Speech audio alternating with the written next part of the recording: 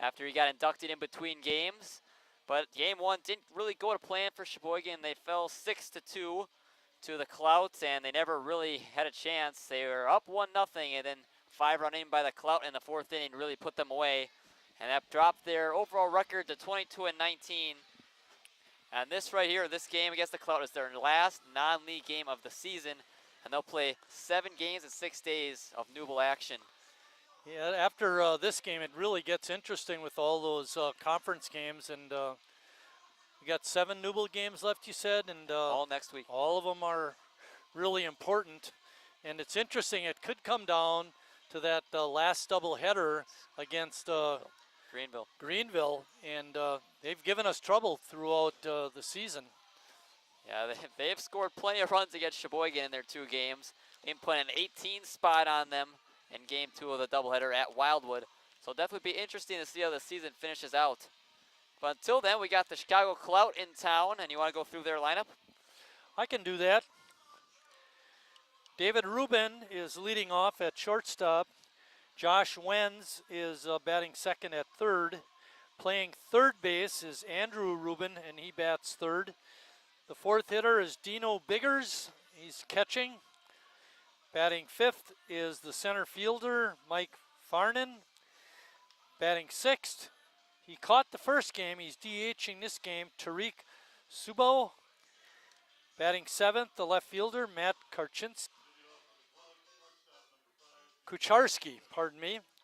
Batting eighth, the second baseman, Ernesto Moreno. And batting ninth and pitching, Daniel Rubin.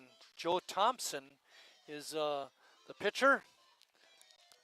Defensively for the A's in left, it's Braden Horn. In center, Hanson, and then in right, Sean Gavin's back into the same outfield from game 1. Then around the horn, the infield from third to first is Reinflesch, Palmquist, Sand, and Jurgensen. And then behind the plate is Hudson Wagner for the starting pitcher, Jared Ricklitis. As Rubin hits one in the right end, Gavin's going to be right there for the first out. Jared Ricklitis still got really good stats, but nowhere close to what he's been the past couple of years. Still by far an ace on this team. A 3.0 year rate is sensational. Yeah, exactly. And I was thinking with Reck on the mound, 2 runs might be enough. Yeah. See, it was just that one inning, like I was talking about earlier, that really got to the A's. That one's hit on the ground. Reinflesch charging in, and he's not even going to have a chance. Again, the speedy Wens. It'll be an infield hit for Chicago for their first base runner. We'll bring up the second Rubin. 3 Rubins in the starting lineup for Chicago. Wonder if they're all related. There were only 2 Rubins in the first game. The right fielder Daniel Rubin is the new one. Yeah, David Rubin batted leadoff in game 1. He bats leadoff here. Andrew was at third base. He's still at third. And the new one is Daniel Rubin, the right fielder. Daniel. Okay, so Daniel didn't play. Maybe he's the youngster. Yeah, you'd have to assume hit 9th in right field. Ricklitis is ready to face Andrew Rubin. First pitch is low and outside for a ball. And we were talking about in game 1 about how Hudson Wagner has to catch both games, and it's not a cool day either. No, it's he's a young guy though. He can take it. Hopefully. Strike right in there from Ricklitis. Different story if Bill or me or maybe not CJ. He's in pretty good shape. At least that's what he tells us. The 1-1. Isn't that almost like coach abuse? Send the same catcher out there for 2 games on a hot day. At least it's not like 95 or 100. This 80's kind of like getting towards that cap. Yeah, exactly. 1-2 now on Rubin. Ricklitis looking to put him away.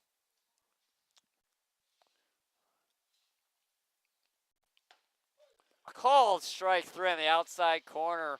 First strike of the day for Jared Ricklitis, and it comes to Andrew Rubin. Ed Loverick is behind home plate this game, and Jamie Thurm moves from home plate out to the bases. Dino Biggers is the batter now. He's in cleanup, and he's also at behind the plate for the Clout today. Hits that one in the shallow left field. Palmquist going back on it, and he's going to have a play and makes the catch to end the top half of the first inning. Chicago gets an infield hit. That's all they'll get. It's Chicago 0 and Sheboygan coming up in the bottom half.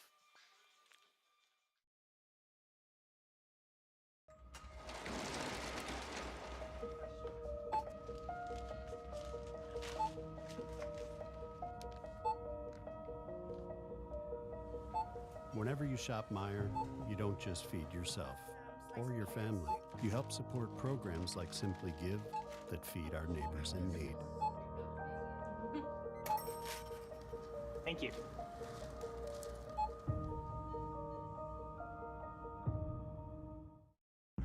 I grew up working in my family's supper clubs. This is where it started with us as far as the fish that we serve at Culver's today. We source the finest cod and batter each fillet by hand and always cook it to order. That beautiful golden brown color and flaky on the inside. The fish fry is a Midwest tradition. It's about families coming together. I love bringing this tradition to guests everywhere. Mom and Dad would be proud. Welcome to Delicious. Wingism number 1, the Flavor Saver.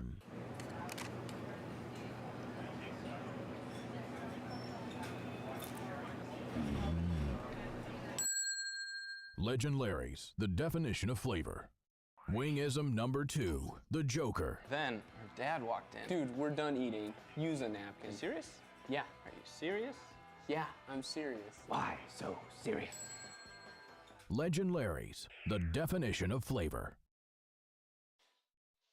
Back for the bottom of the first inning. Chicago didn't get anything in the top half, and Sheboygan will get their first chance to get some revenge on this Clout team. And the starting lineup looks like Chase Hanselman leading off back in center field. Riley Palmquist is hitting second.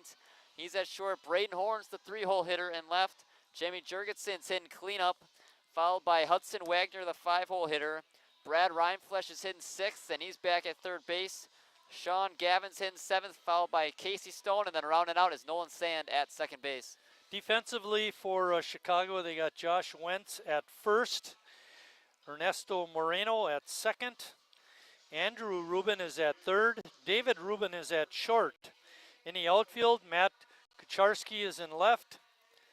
In center field is Mike Farnan, and in right field, Daniel Rubin. Doing the catching this ball game is Dino Biggers, and pitching is Joe Thompson. Hanselman leading off. He hit first in game one as well. He went 1 for 4 with a double. Takes that first pitch inside. Lineup pretty similar for Sheboygan. The only difference is Stone is hitting eighth instead of Vanek. Assume he'd probably be the guy to come in for Rick Lice if he needs a break. Pitch is fouled off by Hanselman. Well, it was pretty cool when Scott and I were walking off the field after the ceremony, as all the players for Sheboygan lined up and shook my hand. I thought that was really nice. It's a really nice tradition. They did that last week as well with Ron Wilkie. Yeah. The guys have paved the way for them. That creates their opportunity to play for the A's. Very nice ceremony. You did a nice job. Thank you very much. I appreciate it.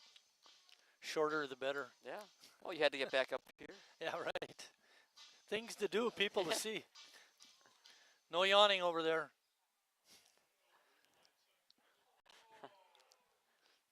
Pitch is way high. I wasn't talking that far down, Bill. I was talking about this side of the table, Matty.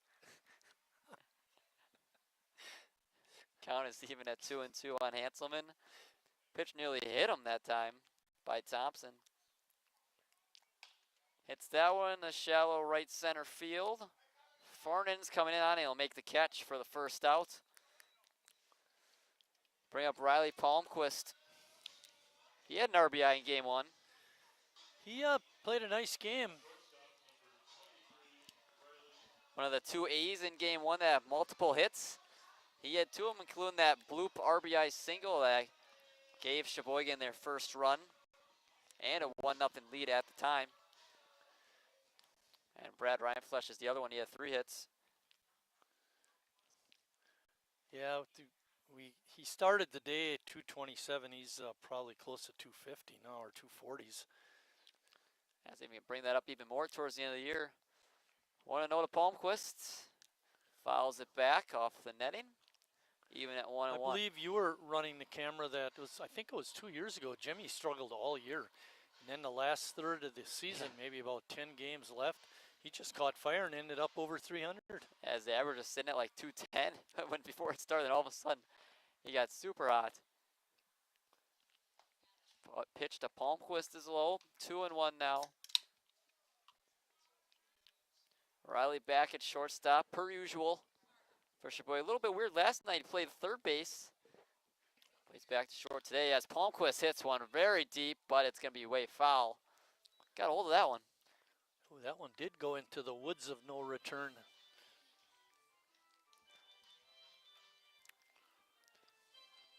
Thompson will have a 2-2 pitch to Riley Palmquist.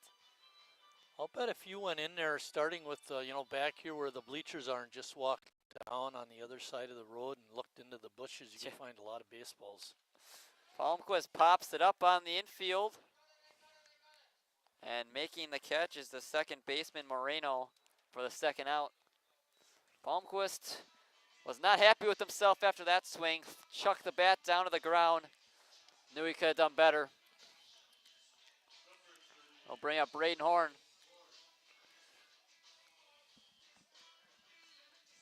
Horn and Palmquist also switched spots in the order. That's the only other difference. Horn hit second in game 1 and Palmquist hit third. Flip-flopped. Takes the first pitch in the dirt for ball 1.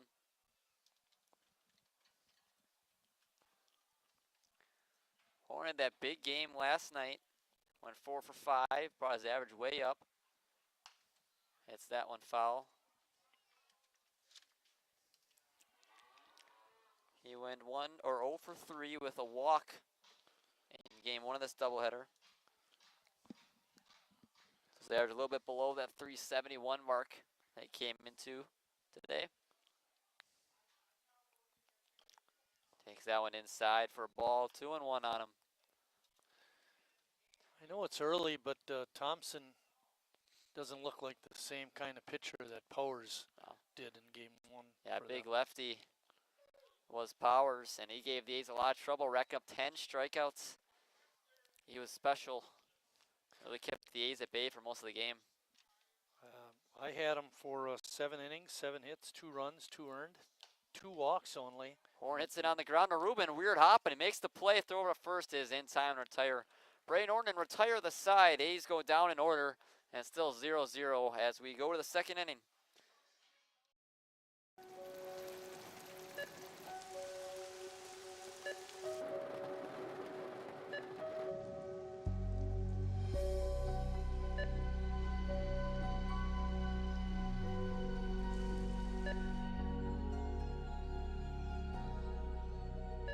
Whenever you shop Meijer, you help support organizations like Hope House Mission and New Hope Shelter that give people around here warmth, shelter, and care. Me smells the great taste of Sheboygan. What does it take to stay in business for 75 years? It's not only featuring USDA choice beef. It's not caring about every single one of our 30 varieties of bratwurst. Nope. After being family owned for 3 generations, we've learned it's about you. At Miesfeld's Market, we give back to the community and our customers always come first. Since 1941, we've been feeding our neighbors, so come by and see what we've got today. Wingism number 3, the Peter Heater. Oh, so hot. Oh, so hot! Legend Larry's, the definition of flavor. Wingism number 4, tea time. What are you, having tea with the queen?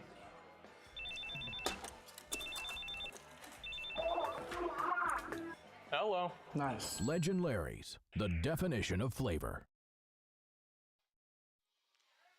Finishing up the thoughts about Brent Powers, the starter for Chicago in game 1. He finished the ball game with, like Lucas had said, 10 strikeouts. Point is, he was very effective. That's for sure. Especially towards the other game, seemed like he got better as the game went on. It's tough for the A's really to get anything going against him. That 1 inning with 3 hits, but other than that, pretty silent on the bats.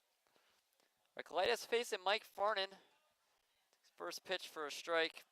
Farnan, the center fielder, in both game 1 and game 2.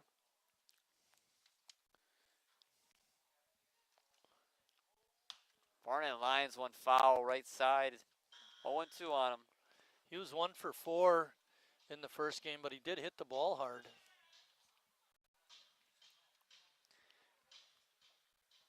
And he reached on that error on Hansel in deep center field. And he struck him out swinging. Great pitch from Recoletis on the outside. Got Farnan the chase. Strikeout number 2 now for Recoletis early on.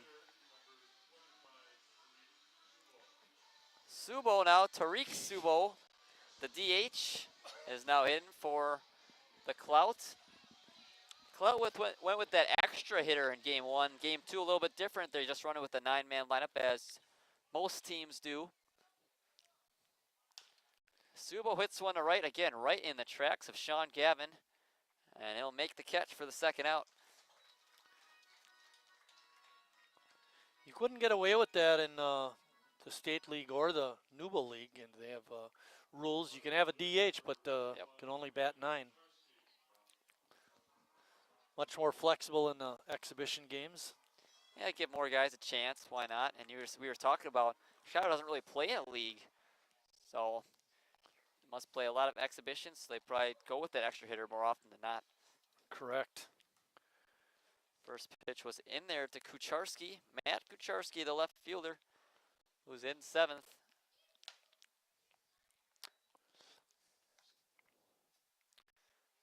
Claes has retired the first 2 in the inning. He's got a 1-1 count on the 7-hole man.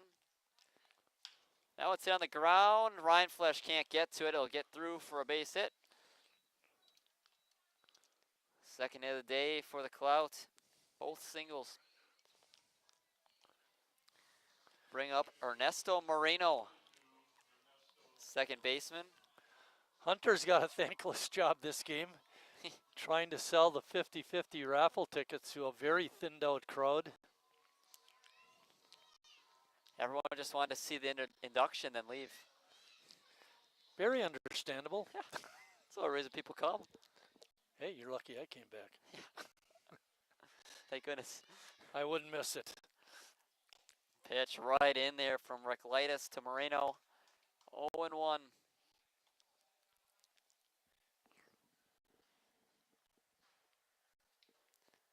Infield is the same as game 1, including the catcher. Only one difference, the man on the mound.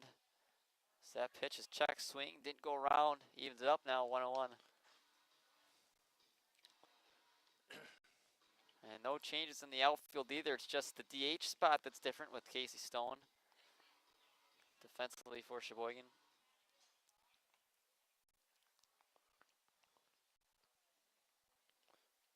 Pitch is hit on the ground, slowly right to Nolan Sand. He'll throw it over to first to retire Moreno for the 3rd out, and another 4-man's face for Recoletis. Gave up a hit, but no runs as we head to the bottom half of the 2nd inning.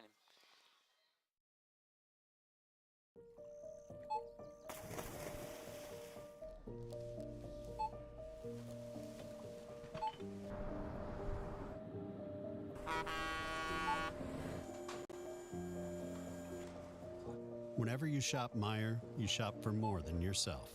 You help support sustainability in all our communities. Thank you. Today, tomorrow, and for years to come.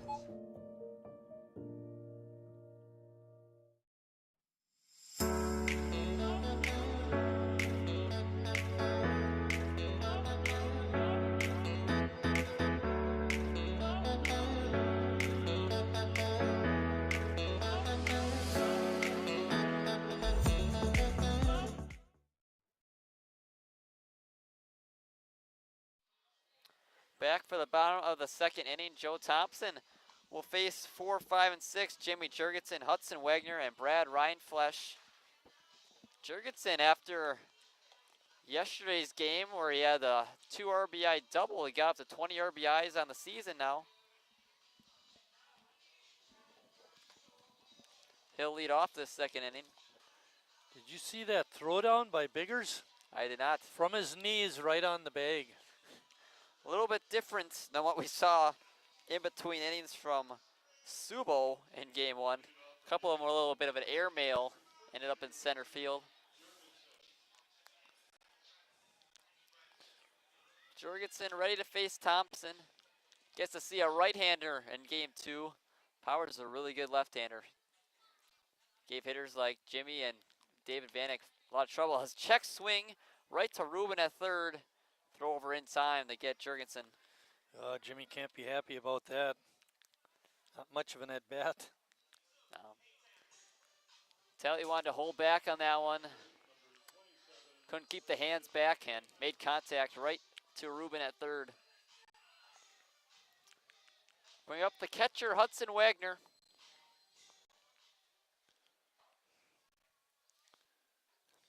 Pitch is high for a ball.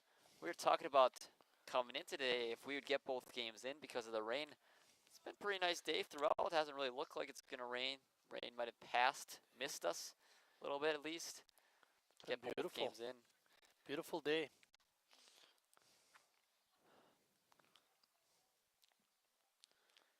Wagner's got a 1-1 count on him. 1 out. Pitch from Long Thompson. day for these Chicago guys. They drove up this morning for the doubleheader, and they're driving right back after this second game. That 3.5 hours? 4? Chicago, I'd say 3.5.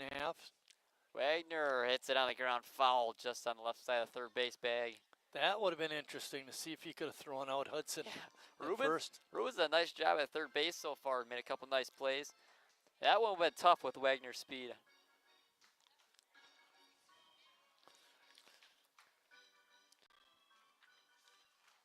Wagner went 0 for 2 in game one. Did have that lineout that he got robbed. 2-2, takes it high for a ball. That's when we had our discussion about the worth of a line drive. Yeah, it's not how you hit him, it's where you hit him. It's the most important part. As Wagner takes one outside and Sheboygan gets their first base runner on a 1-out walk by Hudson Wagner.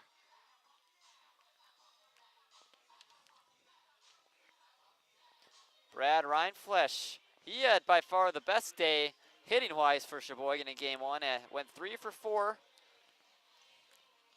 with a double and 2 singles.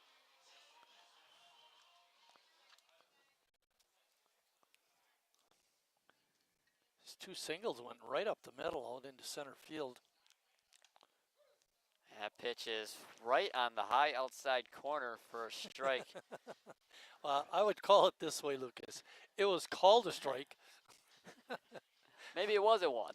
Reinflesch gave the umpire a blank stare after that call. 0-1 pitch is fouled back, and it'll get to the backstop for the second strike.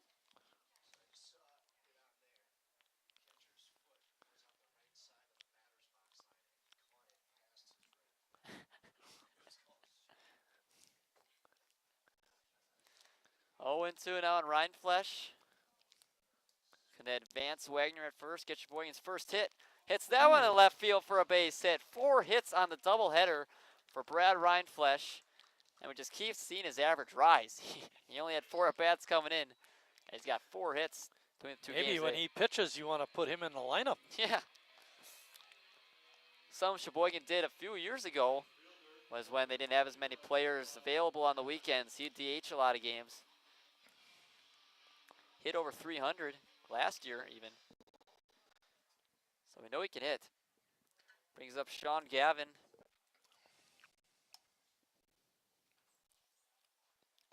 Takes first pitch for a ball. Gavin's one of those guys that didn't have an at-bat coming in. Hit the ball hard to left his first time up. And then he also was a strikeout victim. And grounded to a force out his other 2 times at the plate. Finished 0 for 3. Another one taken low. It's 2-0. Wagner with pretty good speed is out at second. Brad over at first, chatting with the first baseman.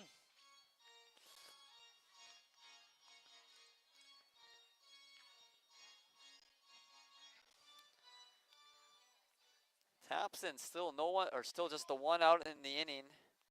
Jurgensen led off with that ground out to Ruben. A's looking to get a run across, take another early lead.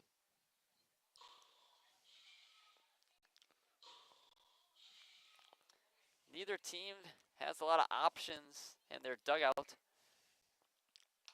As Gavin pops that one up foul. Chicago came here with just 12 players. Sheboygan came here with Tim Moyer on their substitute list, so that should tell you how many players they brought. Yeah, right.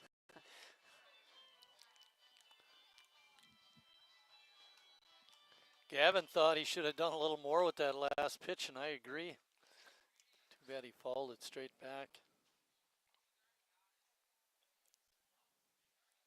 Gavin swings and misses at a ball in the dirt.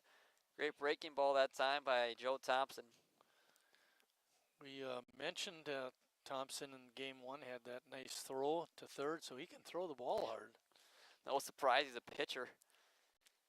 Strong arm we saw in right, as Marty was mentioning. 2-2. Hits him in the helmets, and the bases will be loaded, and they're going to have to check on Gavin.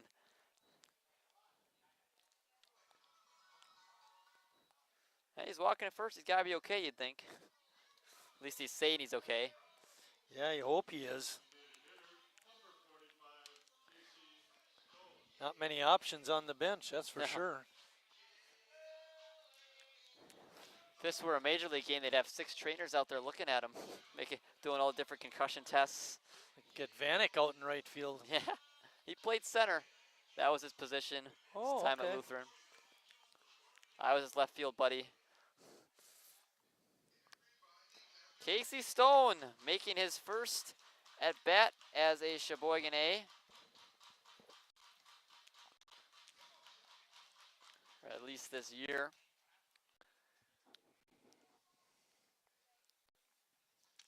He's got the bases loaded. What a way to get your first at bat with the team. And takes a call strike in there. Stone has had some good outings as a pitcher. He's 2-1. 2 wins, 1 loss pitching. He hasn't pitched in too many ball games this year, but his ERA is very solid, 3.38. Takes that one for a ball. Sheboygan only with 1 hit that came in this inning, but they do have the bases loaded via hit by pitch and a walk. Wagner at third, Ryan Flesh at second, and the man just got hit in the head, Gavin at first, as Stone fouls it back. Oh, he had a good rip at that.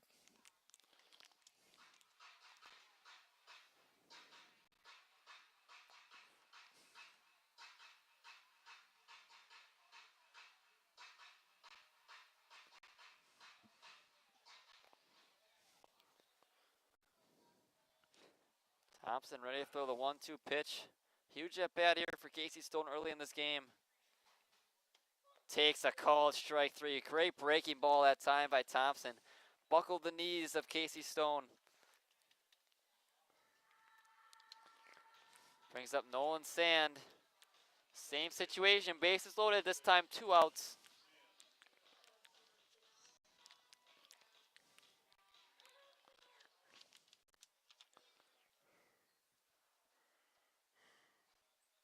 Sand fouls it straight back. Sand again, the 9-hole hitter in game 2.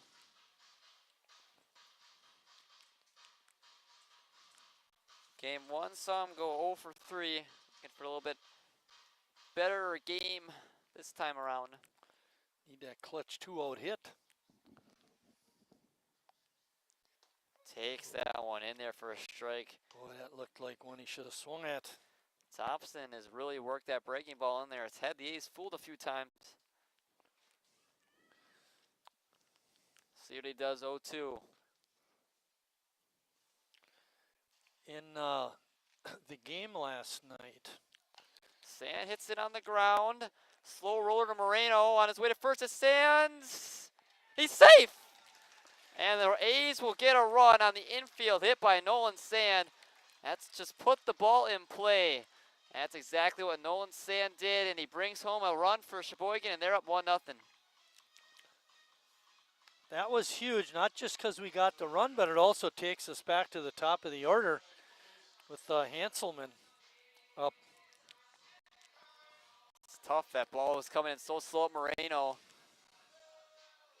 Throw looked like it was very close, if not beat him, but base umpire gave Stan the benefit of the doubt, and we'll take it. Chase Hanselman's up for the second time in the third inning, or second inning.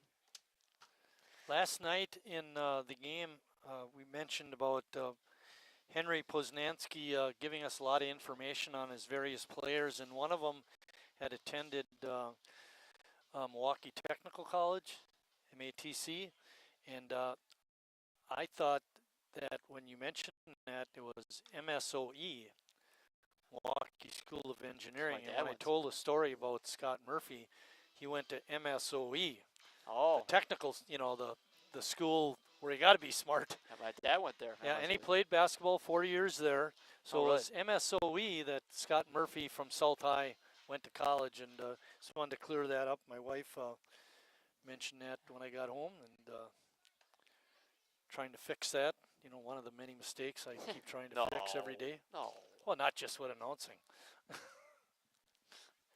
Stop smiling down there. Hanselman's got a 2-1 count now. Bases are still loaded after Nolan Sands infield. It brought in Hudson Wagner. 2-1. Hanselman hits it on the ground, but he hit it off his foot. It's going to be even at 2-2.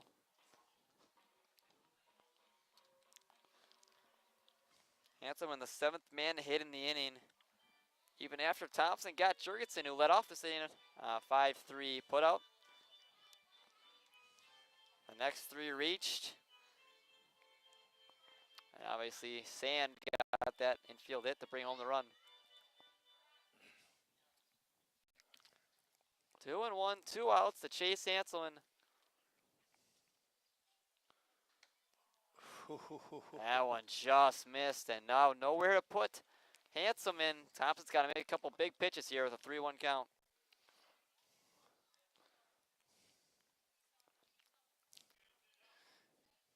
Don't want to get out of this inning with only the 1 run.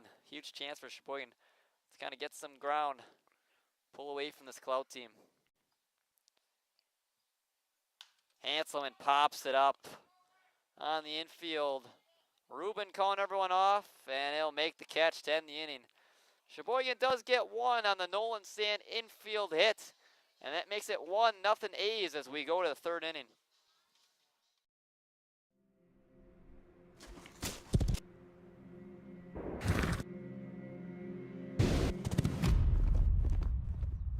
Let me tell you a story about a beer rooted in the heart of America, found in a community where a handshake is a sure contract, brewed for those who found opportunity in challenge and hope in tomorrow, raised by generations, willing to sip, share, risk, remember. This is a story bigger than beer. This is the story of the American spirit.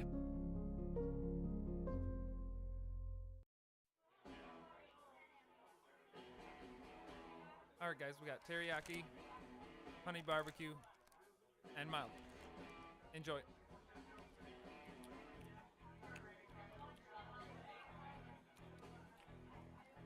All right, DOA wings, hottest on the menu. You got a problem?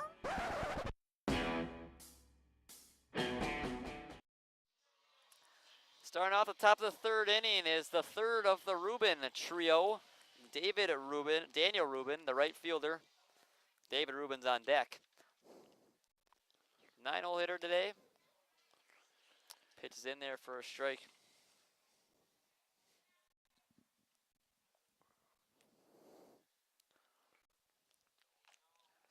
Swing and foul back. That time by Rubin reckless. He's looked strong through the first 2 innings. He's going to have just a single in each of the first 2. Other than that, no other base runners. 0-2 now on the 9-hole hitter for this Clout lineup. Pitch is outside for a ball. You know, we talk about the heat and humidity, but if you're a pitcher like Jared, this is actually good weather to pitch in. Time called by, looks like the home plate umpire. Yeah, I think he just called time on his own. Daniel wasn't really in tune. 1-2 pitch, swung on and missed. Another strikeout for Jared Ricklitis. Number 3. He's had 1 in each inning so far.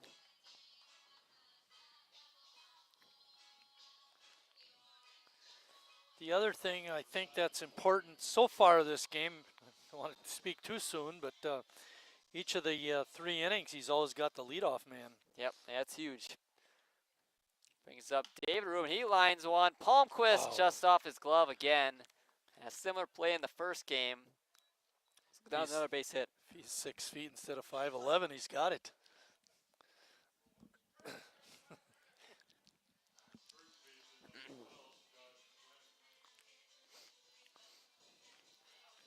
That's that base hit that Ricklitis has given up in each inning, so he's going to get the next 2 then. Wedens is the first one, and he had a hit in that first inning. He was the one and singular hit. Wedens hits it on the ground. Palmquist flips over sand for 1, over a first, not in time. 6-4 fielder's choice. Seen a couple of those today. 2 men down now. The one double play we did have in game 1 was at 5-4-3 that Brad started at third and threw to second. That was a very nice turn. Andrew Rubin now. He struck out looking his first time up. Takes a strike in there from Ricklitis. Outside corner has been a little bit more prevalent in game 2 than in game 1.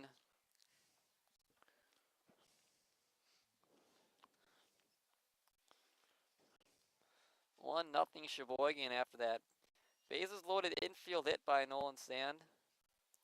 Gave them the advantage. Hit on the ground to Palmquist at short.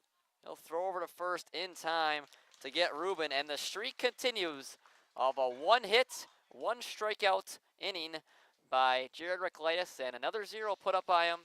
1-0 A's. We go to the bottom half of the 3rd. The estimated hold time is now less than 96 minutes.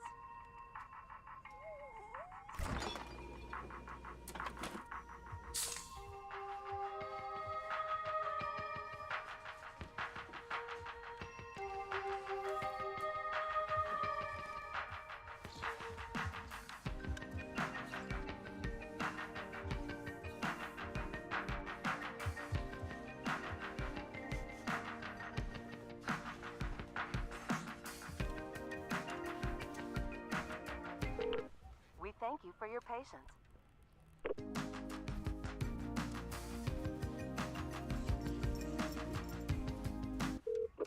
Sorry, are you still there? Yes. Okay, please hold.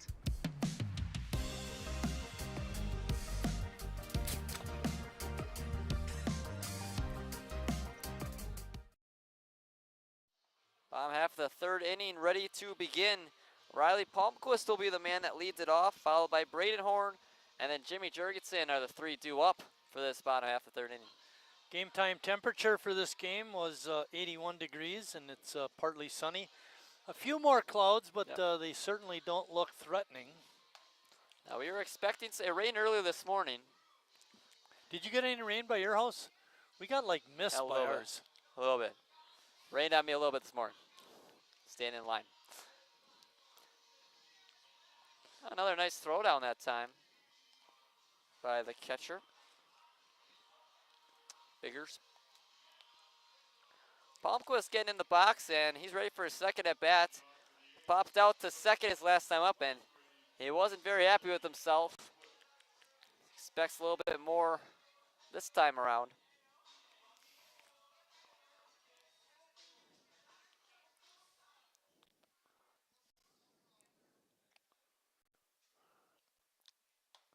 First pitch to Palmquist is taken high. And that wind's still going out to the left. A lot less intense this time around, but still slightly. Another pitch taken for a ball for Palmquist. I think I'm breathing harder and the wind is blowing. I see the flag slightly moving, slowly. Too bad we can't see what a Cutie's flag is doing. 2-0 Palmquist is fouled straight back off the net.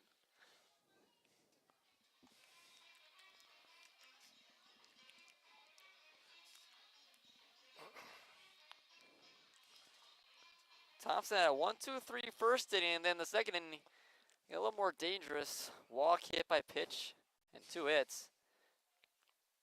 That one's low and in the dirt, and it's 3-1. Riley being a good sport picking up the baseball. Look at that.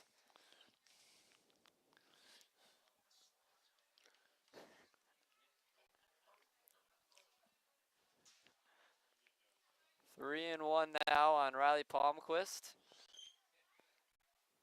He's leading off this third inning. He gets hit by a pitch. The second hit batter from Thompson. I think that one hurt. Yeah. Riley looked to be in some pain as he threw his elbow guard straight to the ground after that one. I'm glad nobody was in the way of his bat when he threw that, too. Braden Horn, the batter now.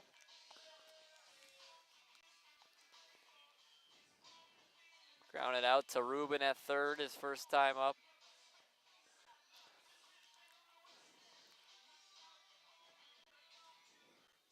Riley has 3 stolen bases on the season. Pitch to Horn is hit in the foul territory, going back on its wends, and he can't make the catch. And it'll roll under the fence into the dugout, or the bullpen area for the Clout.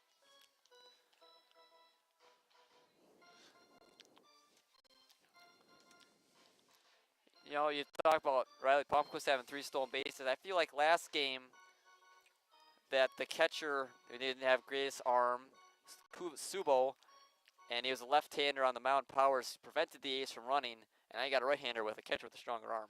Yeah, right. Not working in our favor. Horn lines it to the right field gap, and it will be down for a base hit. Palmquist on his way to third. He's on his way home. Horn's on his way to third. He's looking for a triple, and he'll be in there easily. An RBI triple for Braden Horn brings in another Sheboygan A's run, and it's 2-0 A's. Horn's second triple on the year. And it's a big one. Put the A's up 2-0. Horn was thinking triple right out of the box, and if Riley would have pulled up at third instead of going home, there could have been a problem. And that right center field gaps, a lot of times where those triples come from. Unless you're in San Francisco and they got that triples alley is what they call it. Yeah, that is a weird field, the outfield. Jimmy Jurgensen now the batter for the A's. Runner on third, no one out still for the A's. Jurgensen led off that second inning. Daniel Rubin, the Rubin that didn't play in the first game, is out and right, and he had no chance at that ball. Yeah. Perfect spot for Horn to hit it between the center fielder Farnan and the right fielder Rubin. It was fun watching Braden run around the bases. He's got a good stride and very good speed, obviously. Another pitch taken high, and last couple of innings have been a little bit more troublesome for Joe Thompson on the mound after he worked so quickly through that first inning. He's got Jurgensen at 3-0 and a runner on third, no one out with a run in already. Pitch to Jurgensen's line in the left field for a base hit. Another run will score easily. Horn will jog his way to home, and it's 3-0 A's on the Jimmy Jurgensen single. Good piece of hitting by Jimmy. Going with the pitch, it was outside, so took it to left. Opposite field base hit for Jimmy. That's always good to see.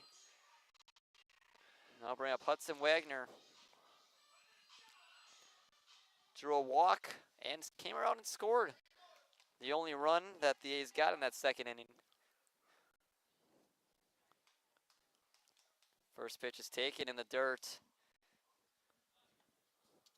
Thompson have a little bit more trouble with command. He's ready to hit a batter, Riley Palmquist, and he scored.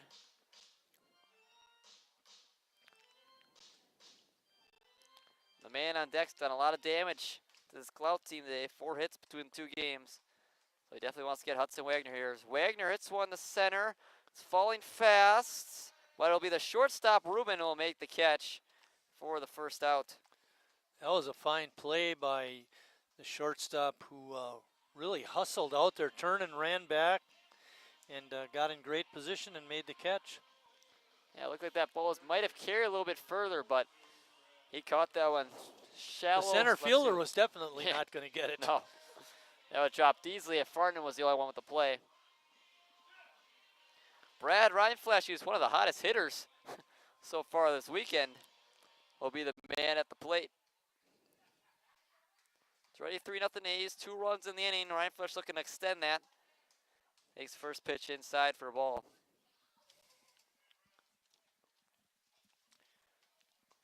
Reinflash did have a hit his first time up. Liner through that 6-hole.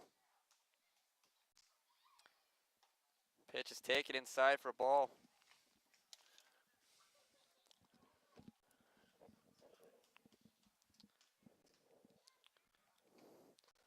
2-0 now. A's got 4 hits now. 2 of them in this 3rd inning. Reinflash hits it on the ground, just foul past that third base bag. If it would have been fair, I think the third baseman would have had a good shot at it. Could have turned a double play. Well, would have been tough. Yeah. But we've seen Ruben make some nice plays over there. Also as a fielder, and we saw that with Brad at third, you got to navigate those hops. 2-1 and 1 out to the 6th hole hitter in today's lineup, Brad Reinflash. Takes a strike. 6 through 9 in this A's order, the same in game 1. They're all pitchers by trade, but they're all hitters today. 2-2 from Thompson, the Reinflash. Hits that one hard, but right at Ruben at short. He flips over second, Moreno for 1, and thrown over softly to Wenz at first for the double play. 6-4-3 to end the inning. But Sheboygan gets 2 more as they now extend lead 3-0 as we head to the 4th.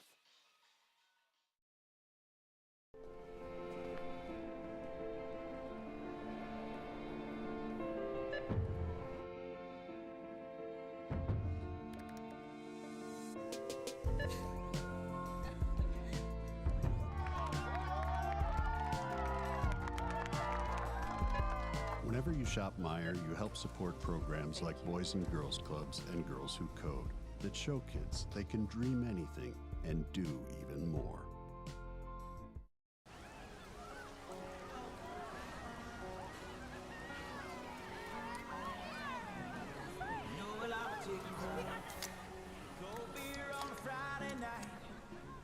Jeans that fit just right, and the radio.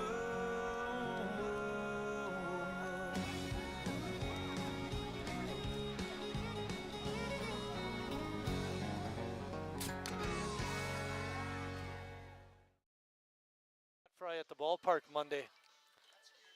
Top of the 4th inning for Sheboygan, and this is their last non-league game, but they go back to that Newble play on Monday. Fan appreciation night against the Menasha Max. It's a big one. The A's can try to keep hold of that first place spot in the Newble. Be interesting to see who goes that game. We haven't seen Schmitty in a while, and I know Brad would be ready to go that game. Yeah, I haven't seen Schmitty pitch on too many weeknights. No, you're right. But you never know. Dino Biggers, the catcher, and also the cleanup hitter in the Clout order, is up to lead off the 4th inning.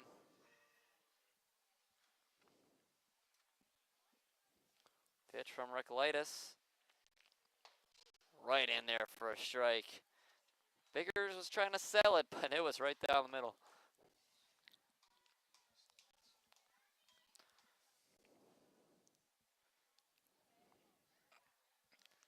Next pitch is line in the right field for a base hit for Biggers, and the fourth hit of the day, and fourth different inning with a hit for the Clout. See if that streak continues. Just needs a strikeout. Jared not happy with himself. Yeah, he had him right where he wanted him. It was softly hit ball, but no chance for Sam to get over there. Tariq Subo, or excuse me, Mike Farnan is the hitter. He was the strikeout victim in the second inning. He led off that second inning.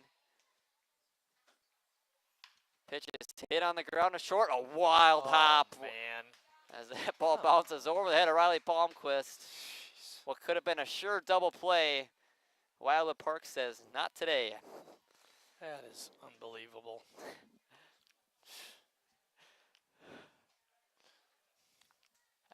Nothing Riley Palmquist could do on that one, but just sit and watch it fly over his head. And we got the game up here in the press box. We've seen a lot of that in other years, not too much this year, but bad spot for that to happen. First pitch to Subo is in there for a strike. It's 0-1 on him. And instead of a double play and no one on base, it's third and first and nobody out for the Clout. That pitch is taken in the dirt. Evens it up at 1-1. McLeod looked very strong in the first 3 innings. Again, not really his fault, this situation that he's in. But it's going to be one he has to work out of. Keep the A's on top. 3-run cushion at the moment. Hit on the ground, Jurgensen. What a nice stop to get.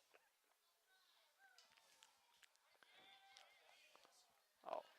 I think the ball bounced away from Jimmy and went to the second baseman. They just weren't able to get the ball to first in time. Yeah, another base hit for the Clout, and they'll get a run out of it.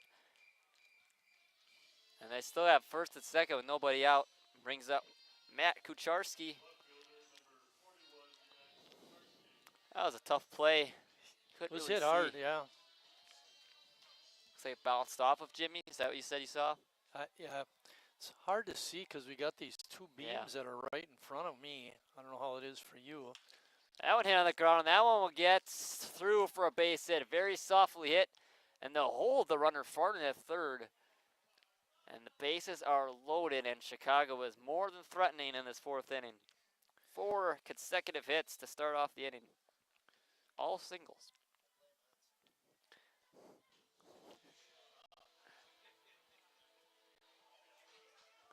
Oh, this is serious. Yeah. A's had just gotten those 2 runs in the third inning. It looked like it'd be enough the way that Rick Lice has been pitching, but all of a sudden, script has been flipped in this fourth.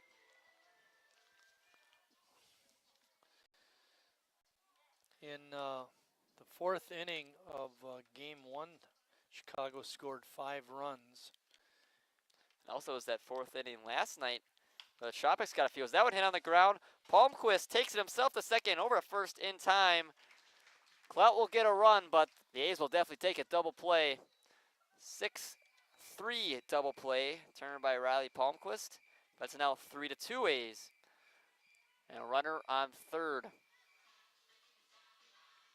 I was going to say, in that fourth inning, they got 1, 2, 3, 4, 5, 6 hits. They bunched them together, and that's exactly what they're doing here so far. They have 7 hits of the team and 4 in this inning. So that one hit on the ground, foul by Daniel Rubin. One of the 3 strikeout victims from Ricklitis so far. Again, all in separate innings. That was a double play we should have had a couple of batters ago. Yep, that one didn't take as nasty of a hop on Palmquist. That pitch is outside for a ball. It's 1-1. 2 men down after that double play that Palmquist turned. But still that runner at third base. Tariq Subo, that's the tying run in this fourth. Swung on and missed by Rubin. He's got 2 strikes on him.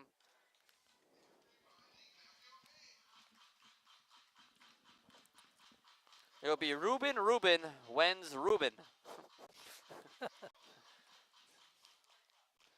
1 and 2, 2 outs. Rick Glass looking to get out of this inning with a lead. And he will. Called strike 3 at the outside part of the plate. Had Ruben fooled. Clout get 2, but the A's still remain in front as we go to the bottom of the 4th.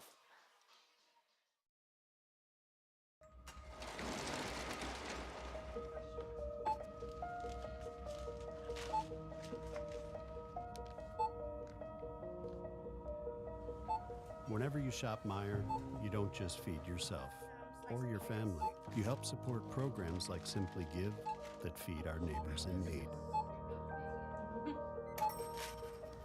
Thank you.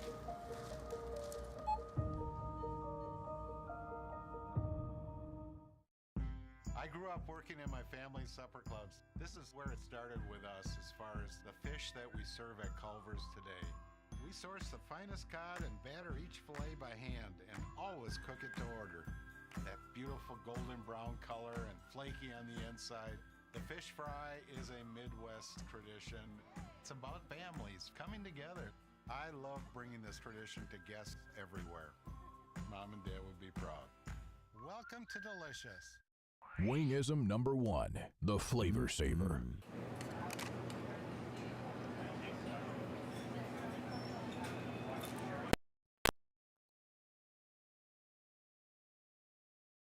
The definition of flavor. Wingism number 2. Why so serious? The definition of flavor.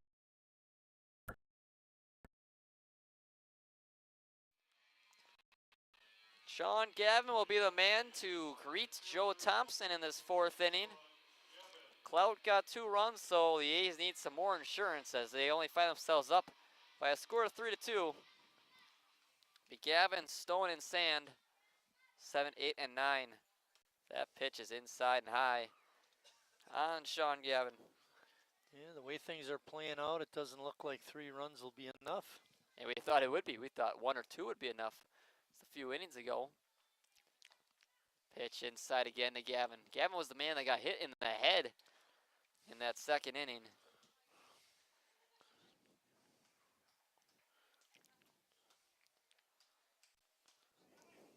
2-0. Gavin hits one deep to left field. Going back on it's Kucharski, and he's going to watch it fly out of here. Sean Gavin, the pitcher, in his first day as an A's hitter, gets his first home run as A's batter. It's 4-2 A's. Sheboygan. Oh, that was sweet.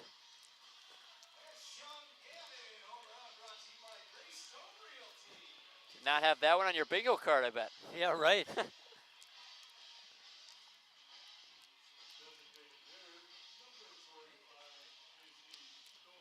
I'll bring up Casey Stone. See if the pitchers can go back to back. Another big fly for Sheboygan. 23. Is that how many we have now? Oh, 24 after Hadley's. Right, 24 home runs, and this is our 41st game, I believe. 42nd. 42nd. Casey Stone. Man up now. He's hitting 8th in this lineup today for Sheboygan. Swings and misses at that first pitch from Thompson. It's 0-1. Can I throw in a little teaser? Yeah. In the top of the 5th, we'll have our trivia question for the game. Ooh. No book reviews today. The other side of the press box can't take it anymore. 0-2 to Stone. It's on the ground. Book foul. reviews.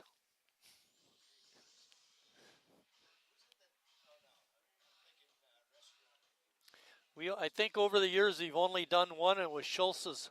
I read that one. I've got it in the folder. We can do it again.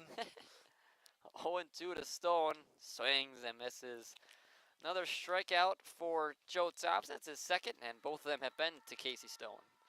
Peter Mitnock, He and his wife run the restaurant. Peter was a former student of mine. He Really? was a Chilton guy. Yeah.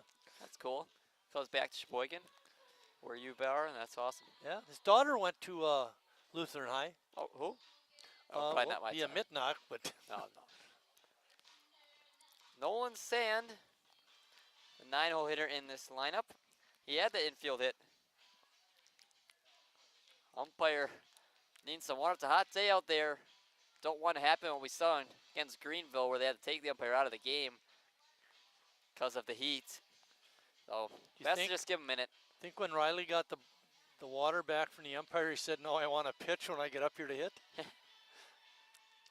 Yeah, the umpire's down on one knee. This is not good. It's a lot of gear back there.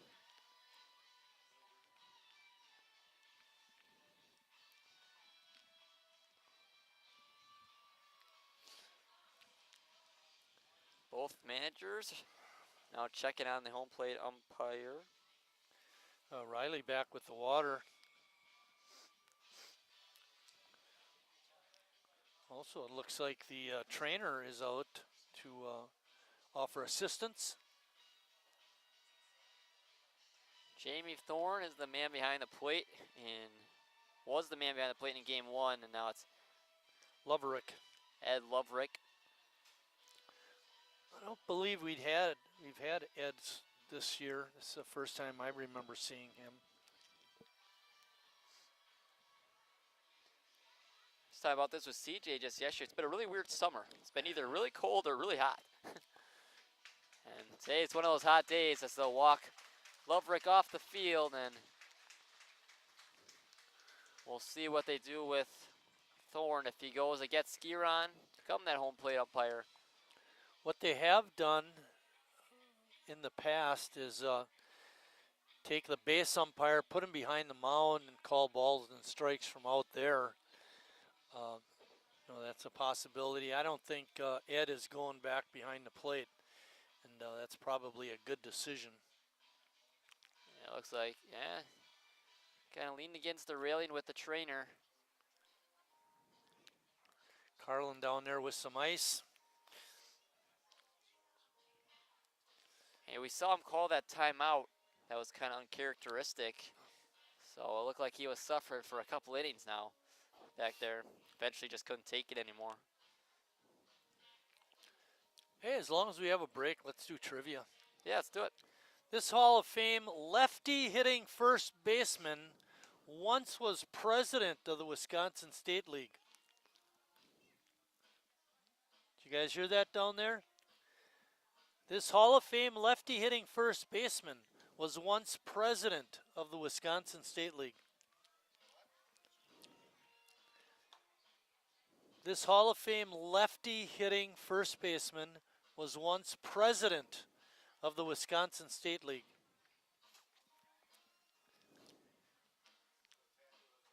One of the answers that came out was Gene Mann, but he was a righty hitting first baseman.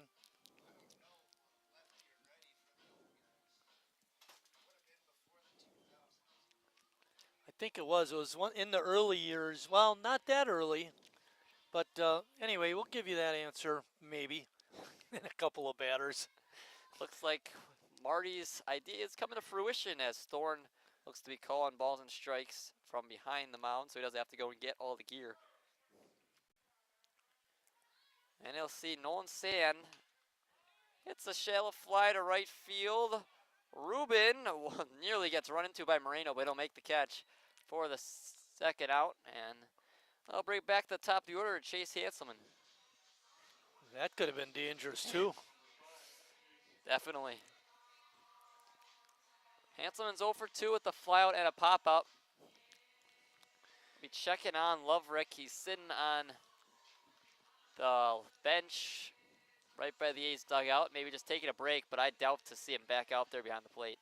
Let's do this, Lucas. If Hanselman gets on base, we'll give the answer this half inning. Yeah. And there it is, base hit through the 6th hole for Chase Hanselman. His first hit of the day. And the A's got another base runner. All right, here's your answer. Again, the question, this Hall of Fame lefty hitting first baseman once was president of the Wisconsin State League? The answer is Tom Grams. That was back in the day. Tom also this past spring was inducted into the Old Timers Hall of Fame. Chase said no messing around. He wanted that answer right in this half inning. Yeah, right. Tom and I spent 15 years together as president and secretary treasurer. He was also, I believe, administrator of the year in the state of Wisconsin and went to Washington, D.C. With an opportunity to possibly win national administrator of the year in the United States. He did not win that, but still an impressive leader. Was a really good basketball coach back when Joe Wolf and Jeff Wolf and that Wolf family was going through Kohler. They always got pushed to the brink by Howard's Grove, which was where Tom Grams coached, as he was teaching at Sheboygan Falls High School. Really? Yeah. That's a weird dynamic to have. 1 and 2 to Palmquist. He hits that one again in the shallow center field. Farden will get her to make the catch to retire the side. Sheboygan gets one on a Sean Gavin home run, his first of the year, but we'll head to the 5th. The A's up 2.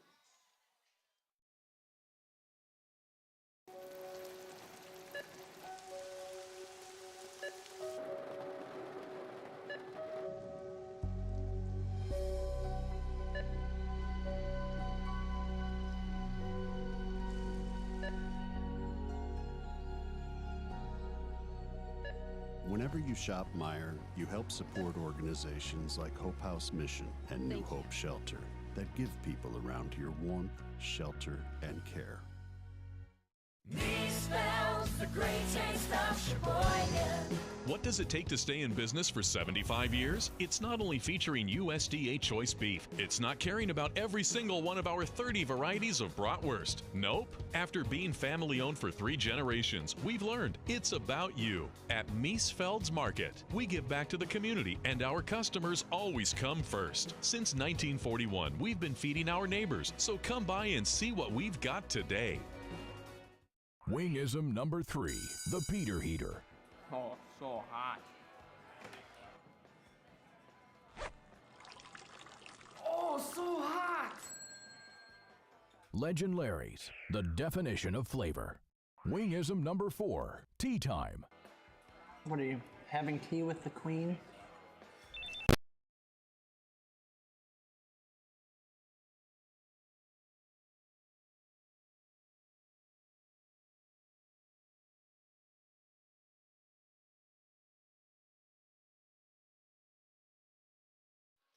Start the top of the 5th inning. Rick Lightus looking for a better 5th than he had 4th.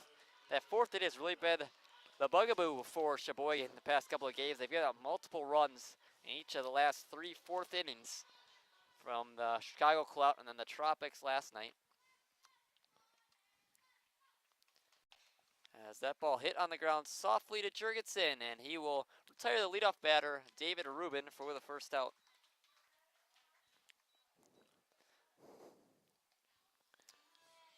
Bring up Josh Wenz. He's 1 for 2.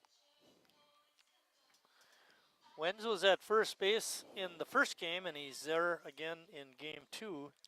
Had a rough game 1, going 0 for 4. Pitch is way inside, and Wenz nearly hit him in the foot. But it'll be taken for a ball. Into the 5th inning, it's 4-2 A's after Gavin extended that lead with a home run. That one hit sharply right at Nolan Sand. A little bit of bob, but he'll have plenty of time to retire Wenz for the second out.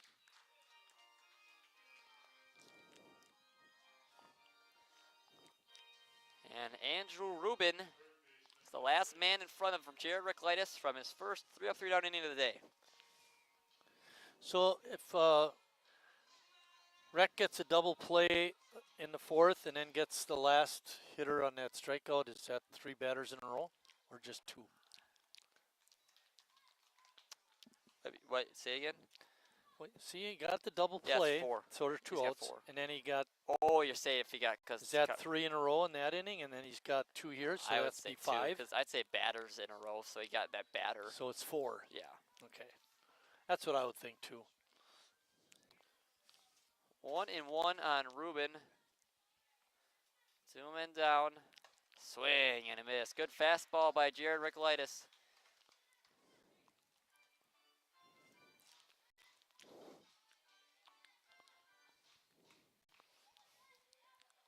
One and 2 pitch.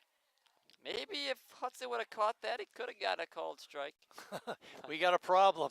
The base umpire does not have his ball bag with him. And we're playing with 1 ball. Very interesting game. It's just like Little League over at Kiwanis Park. 2 and 2.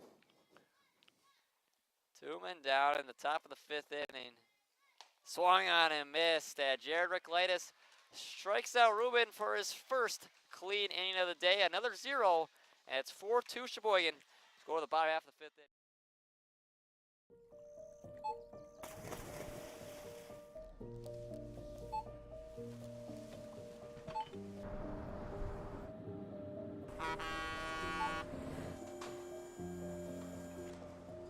Whenever you shop Meijer, you shop for more than yourself. You help support sustainability in all our communities. Thank you. Today, tomorrow, and for years to come.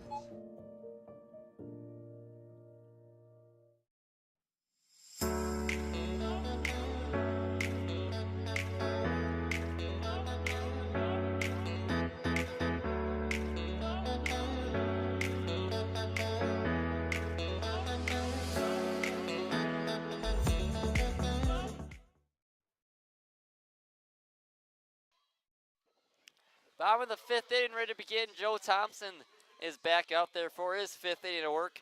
And he will face Braden Horn, Jimmy Jurgensen, and Hudson Wagner. 3, 4, 5, and the A's order today.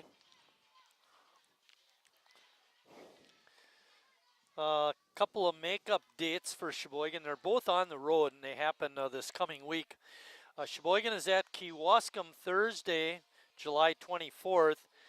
And then on Friday, July 25th, they're going to be at Appleton. Both of those games count towards the Nubel League and are very important. Sheboygan a half a game in front of Green Bay in first place, so every game very important.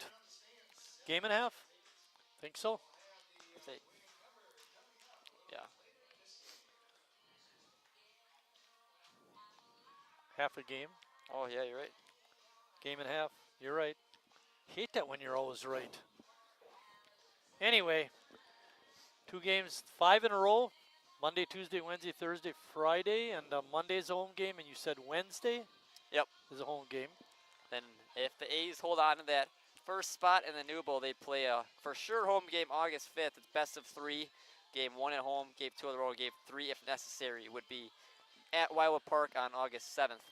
The rest of the teams in the league minus Kewaskum would be in a stepladder type playoff. The team that wins that would play the first place team, which we're of course hoping is Sheboygan. Still got to get through this last non-league game before that. Very hectic week for the A's. Horn leads it off. He'll take strike 1 from Joe Thompson. Horn's 1 for 2. He had that huge triple in the 3rd inning, that right center field gap. Take another one low. It's 1-1.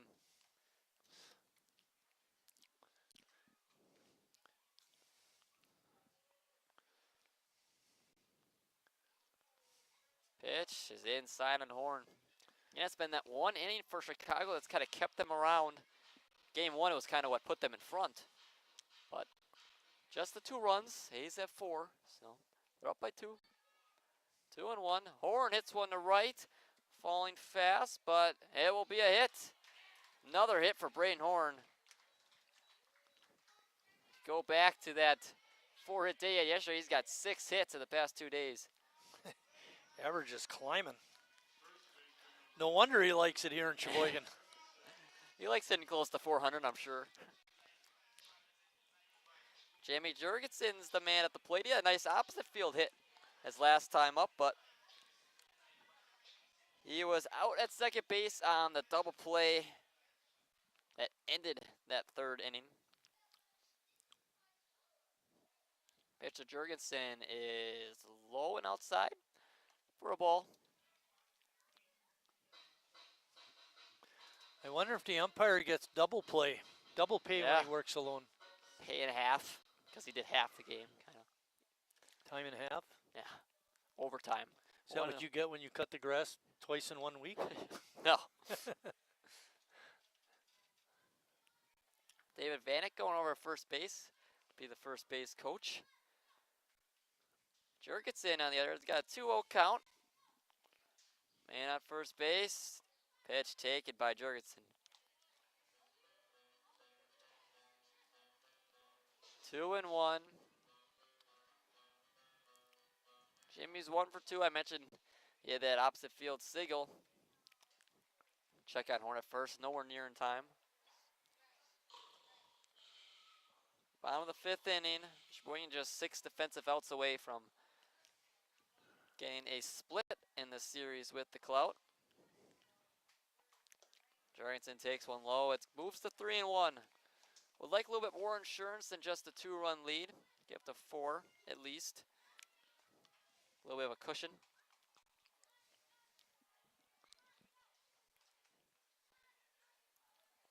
3-1 to Jimmy. That one nearly hit him. It'll be ball 4. 2 men on now for Hudson Wagner and nobody out.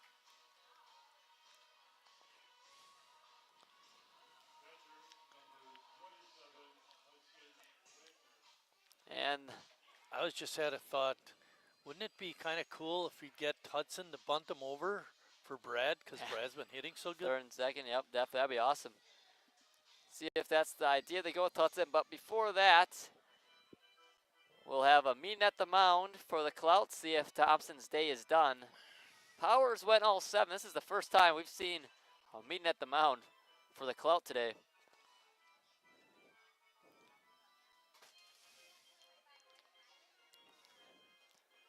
Thompson hasn't been bad. He's had a solid outing so far. It's been that 3rd inning that really got to him. Gave up that triple.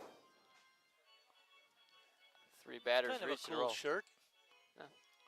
Sheboygan A's baseball. A lot of different designs throughout the years. Huh? A lot of different cool designs the A's have had throughout the years. Yeah, exactly. I like the Traditions one they have this year. Yep, Nice I got one of those. Yeah, I did too. Cool. Hudson Wagner's up with the 2 men on. See if he does drop down that bunt for Reinflesch, who's on deck. He'll take the first pitch for a ball.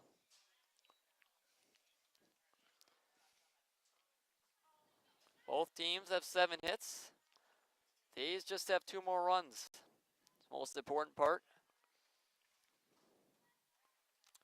Wagner takes a strike right down the middle. 1-1.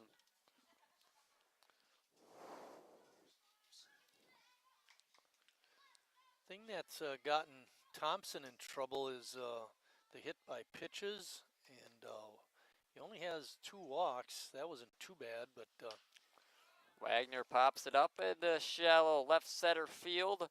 Rubin will be under and he'll make the catch for the first out. Second time Wagner has popped out to Rubin at short. yeah, I think the umpire right at the end there called infield fly rule. Makes sense.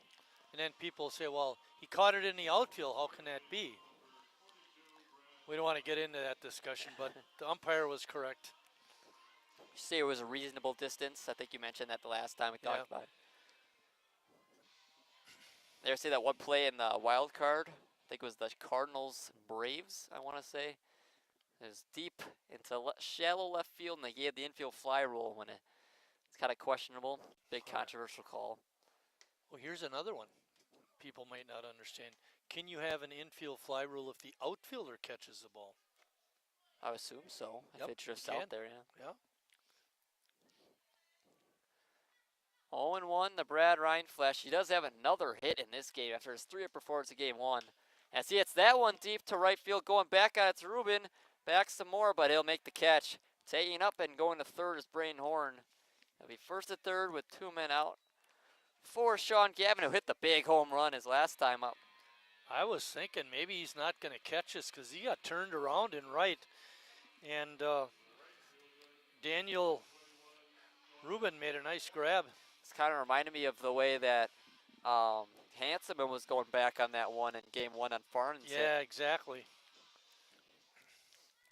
Sean Gavin, the man up. Responsible for those runs with that deep fly home run he had to left.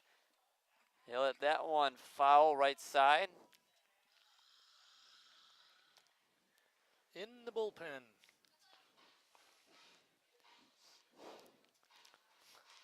Need a little bit more insurance to get some cushion for Sheboygan. Another one would be much appreciated. Sean Gavin's the man that's going to have to do it. 2 men down, and he's got an 0-1 count on him. A's leading 4-2 in the bottom half of the 5th inning. A 7-inning game.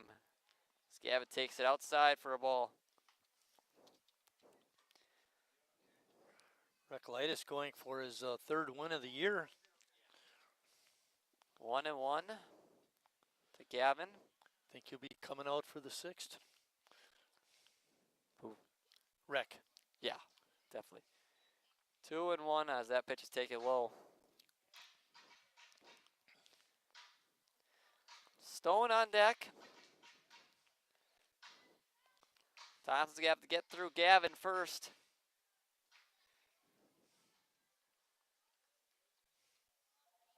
Two 2-1 hit foul by Gavin at the plate. 2-2.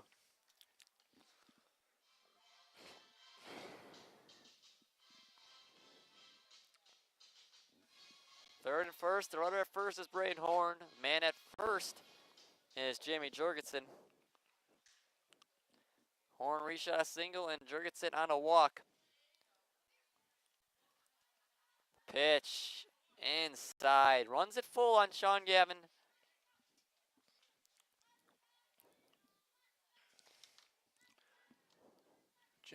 Jimmy will be on the move over at first base with 2 outs. 3-2 count to Sean Gavin. Pitch is taken low and the bases will be loaded for Casey Stone. A's looking to add on.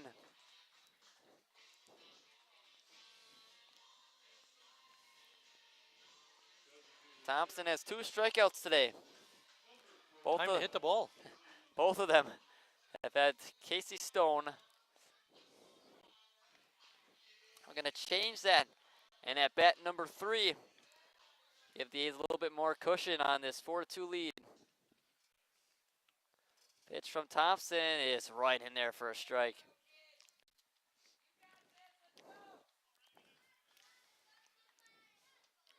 Sounds like mom below us. The 0-1 the Stone. Inside for a ball. It's even up at 1-1. CJ says, take that. We got ice.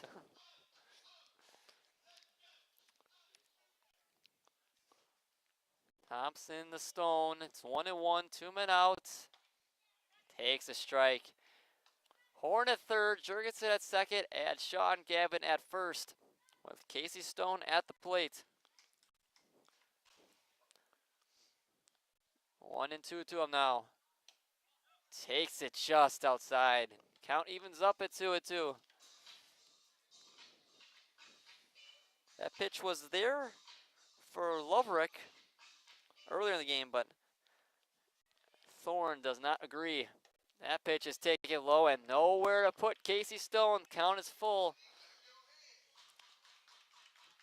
2 walks in the inning and the single from Braden Horn. So all 3 of the A's are on base. Runners are on the move as Stone fouls it off.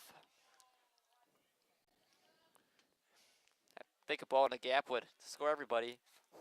Yeah, I think it would. Sean Gavin's over at first, and he's got decent speed.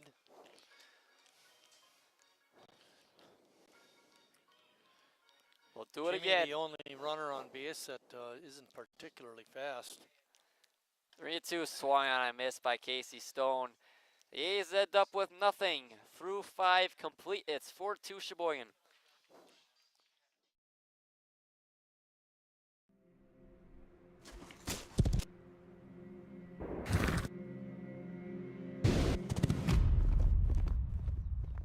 me tell you a story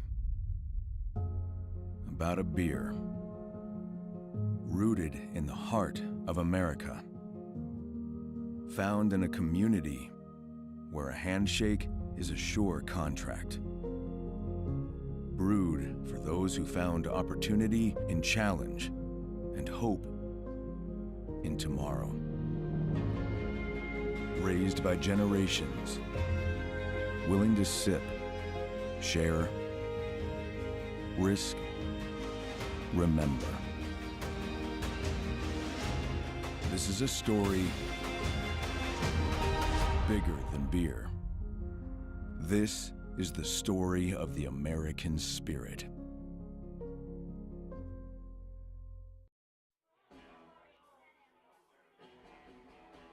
All right, guys, we got teriyaki, honey barbecue, and mild. Enjoy.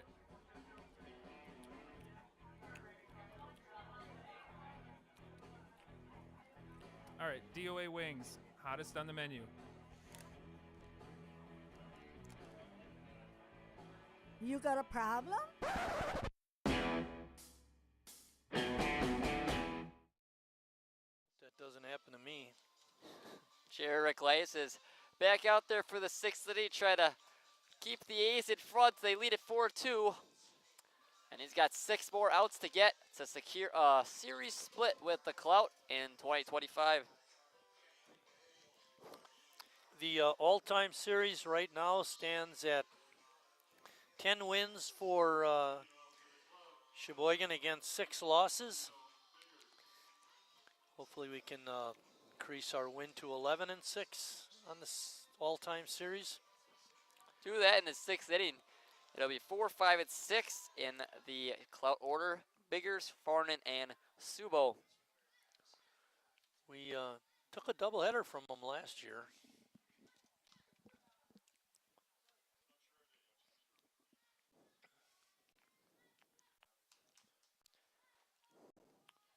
Biggers is 1 for 2. He scored on his single in the 4th inning. That was part of those 4 consecutive hits.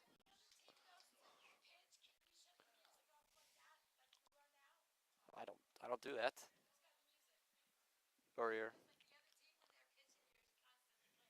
It's a home game.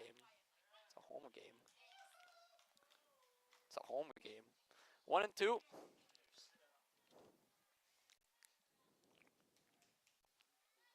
We tell them the same thing up here. Stop playing the music.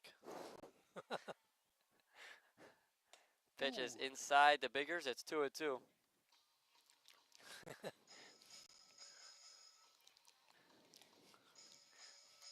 So we got one umpire, he's calling balls and strikes, and he calls it a ball.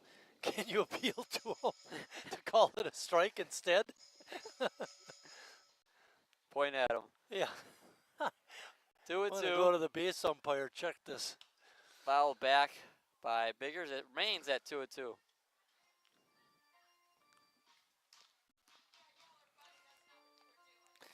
Did I tell you Hudson was my personal catcher for warm-ups?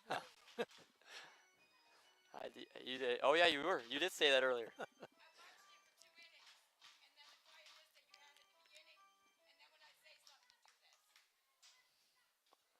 Not us.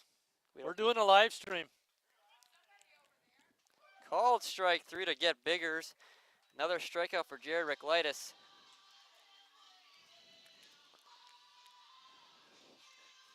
Who's in charge of locking the door?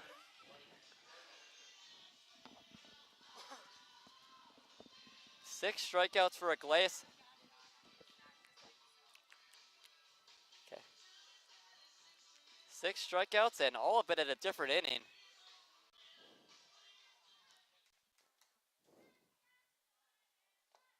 Oops. Check swing by Fard and he went around.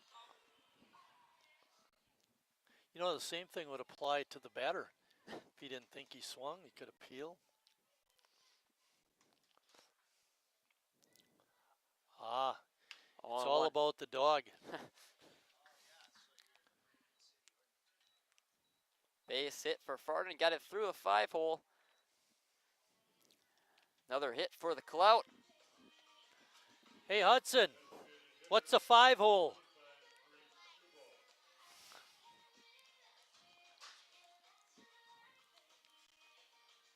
Tariq Subo now the batter for the Clout. He's 1 for 2. He had a base hit in that fourth inning like many of his teammates.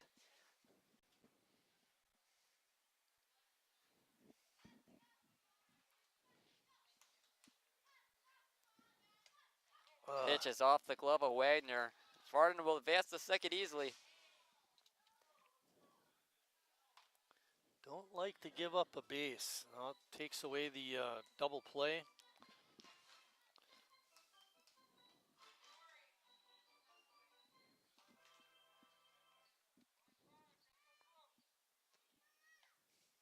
One and 0 now. Subo takes high for a ball, 2-0. 5 more outs to get for Ricklitis. Got to keep it under 2 runs if the A's want to hold on and win this one.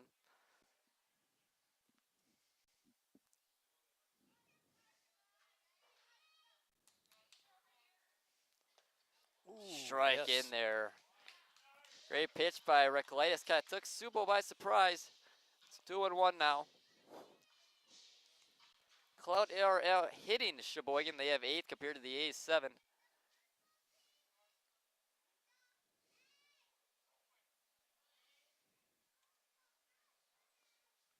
Swing and a miss by Subo, 2-2. Little game of cat and mouse between Jared and the runner at second base. Let's see where he goes with a 2-2 pitch. Maybe try to get him to chase.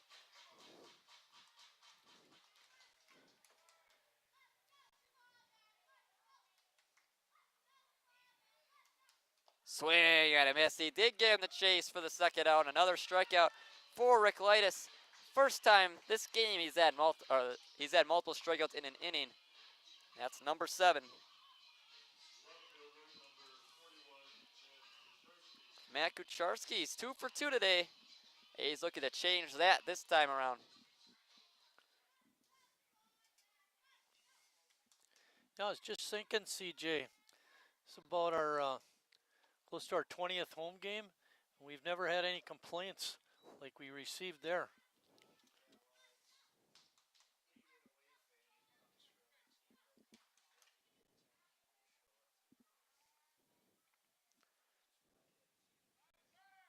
Whoa! Pitch is over the head of Sand, and Farnham will get in the third. And he slips on the base, and he'll stick at third base.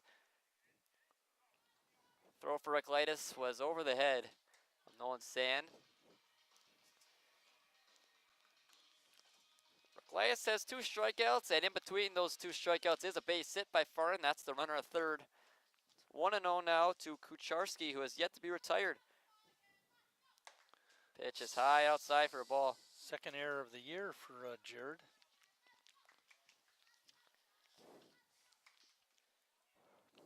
2-0.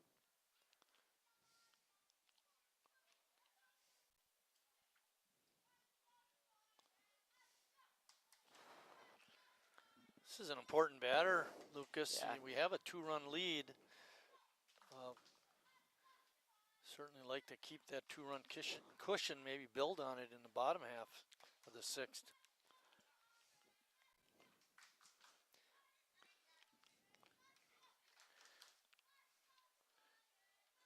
Rec trying to make sure that he knows the count.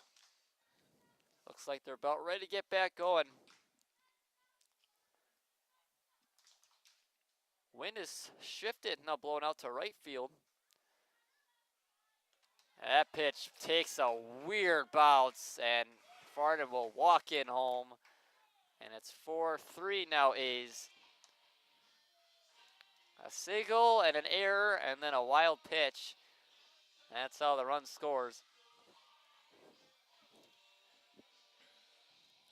3-0 now on Kucharski.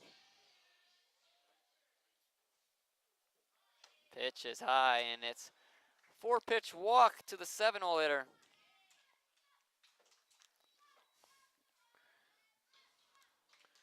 We had some issues with the bottom part of the order in game 1. Same thing has transpired in this game, somewhat. Ernesto Moreno is the hitter. That pitch is a strike. Archelaus gets back on track against Moreno. You know, the other thing, if you think about it, he's got this middle part of the order. If he can skate through those guys, he's got the bottom part of the order for the last inning. Now, the way things are playing out, he's going to have to face the top half. 0-2 now on Moreno. 2 men down. A's looking to hold on to this one-run cushion.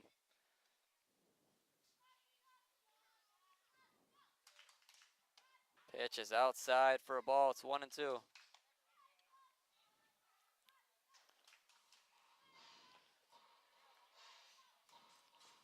Still just working with the one umpire. That's worked out pretty well, though. No real problems with it. So far. He's done a nice job. 1-2. Pitch just outside to Moreno. Even up at 2-2. Still 2 men down. Archelaus looking to get out of this. And Loverick was the home plate umpire in game 2, had to depart. Overheating in the warm weather, and need to take him out before anything. Swing and a miss by Moreno, and the A's get out of it. They remain the 1-run lead as we go to the bottom half of the 6th inning. 4-3 Sheboygan.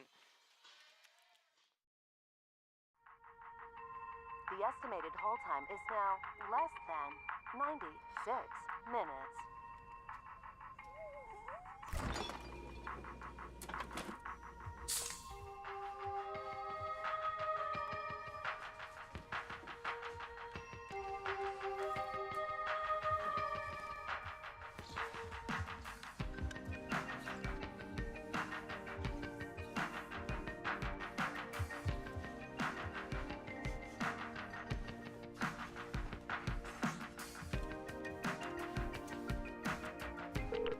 We thank you for your patience.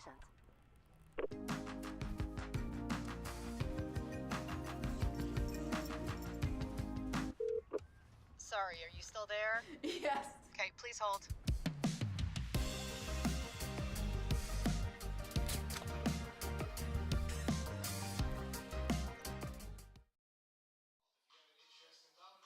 Back for the bottom of the 6th inning.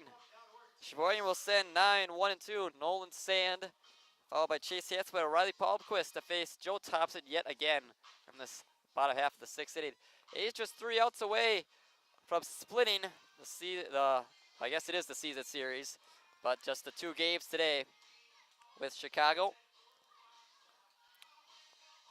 Game 2 has gone a little bit better than Game 1. The offense has been a little bit more active, getting the 4 runs on the Shaw Gavin home run, probably the biggest hit of the day, other than the Braden Horn triple that brought in a run.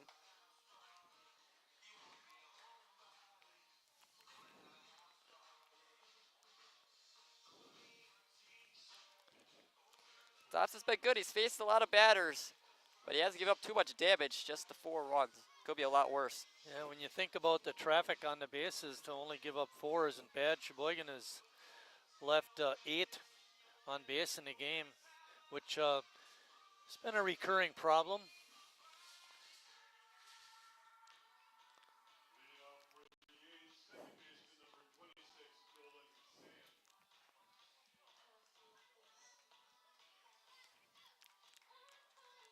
Sand is 1 for 2. He had that big infield hit that brought in the first A's run. Swing and a miss that time from him, though.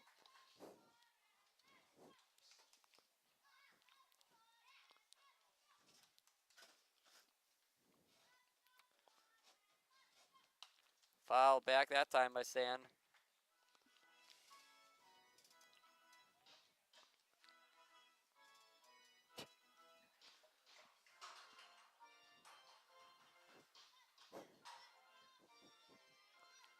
We need another 20 minutes. Hold off.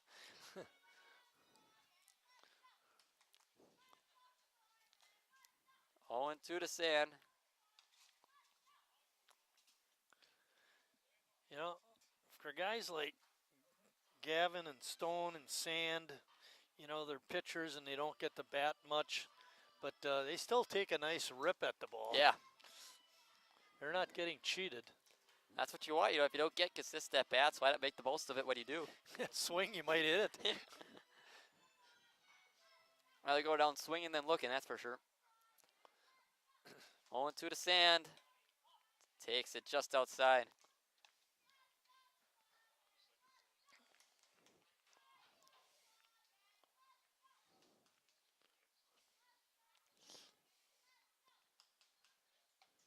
Pitch is in there. Sand tried to sell it, turn his back on it, but called strike 3 according to the home plate / base umpire. Brings up Chase Hanselman.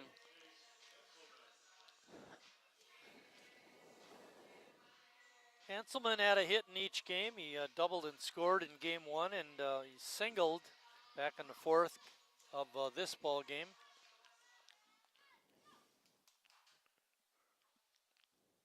Pitch is inside Hanselman.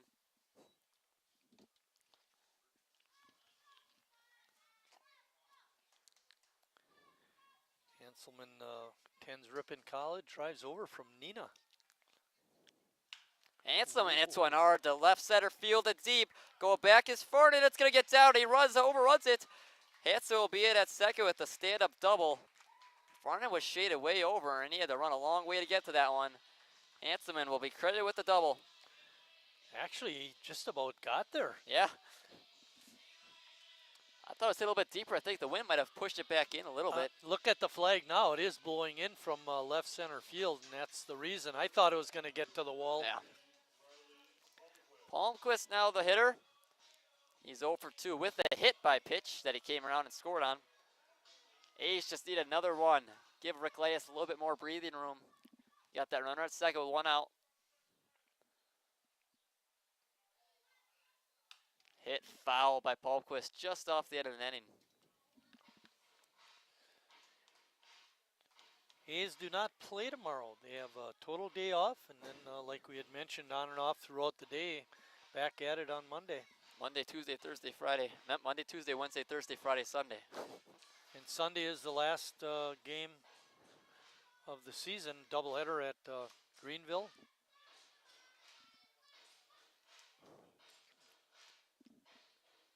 Oh, and 1 to Palmquist. Tops to take a long look at. Now he's ready. Palmquist pops it up foul. 0 and 2. It will hit off the roof of the garage.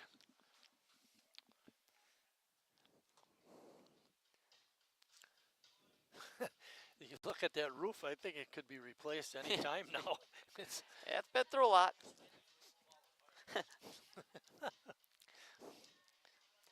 Still 0 and 2 on Palmquist.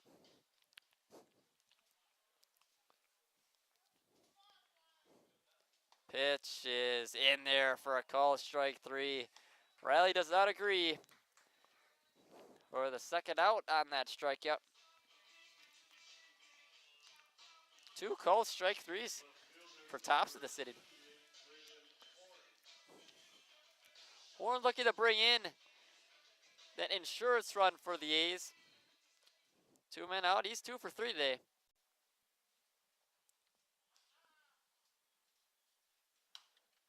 Pops it up, foul. 5 strikeouts for Thompson.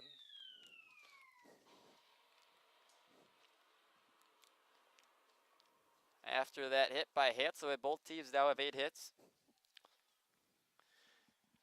Thompson struggled in the 3rd and in the 4th, but for the most part has been pretty good. He's got no 1 count, no 1 horn, and that one was way inside and evens it up at 1 and 1.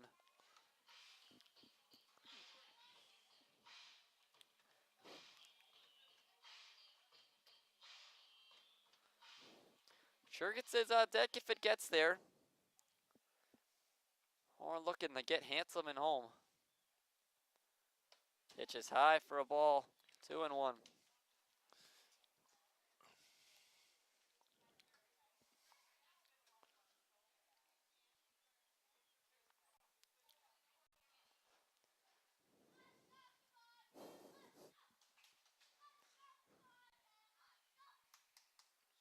Pitch is low and in the dirt. It's 3 and 1. Good stop by Biggers.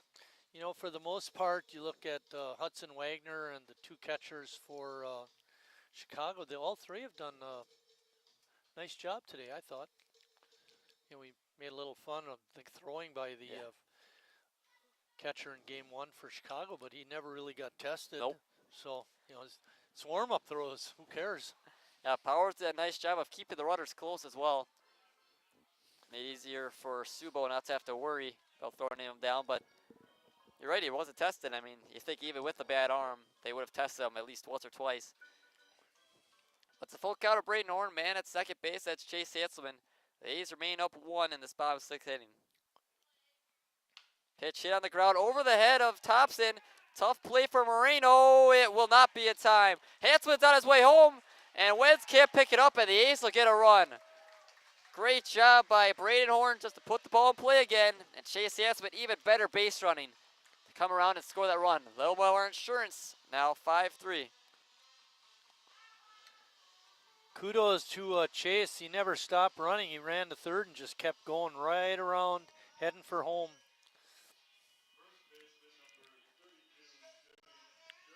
Jamie Jurgensen now, the runner Horn on first. Seeing if the A's can get, maybe add another one.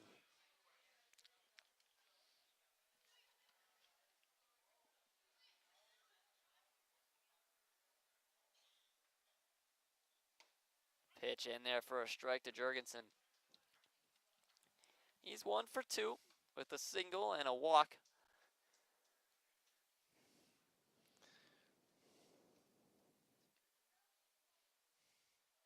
Jurgensen hits one to left field. That one's going, making Kucharski go back, and it's a foul ball. Just on the left part of the line. Oy. That would have been another run for sure. Horn would have scored easily, and Jurgensen would have been at second. It's tough for that base umpire to make that call, but obviously it's the only one here, so. Yeah, what are you going to do? And it very well could have been foul.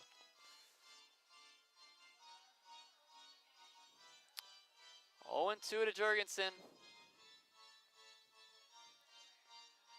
We can extend this A's lead.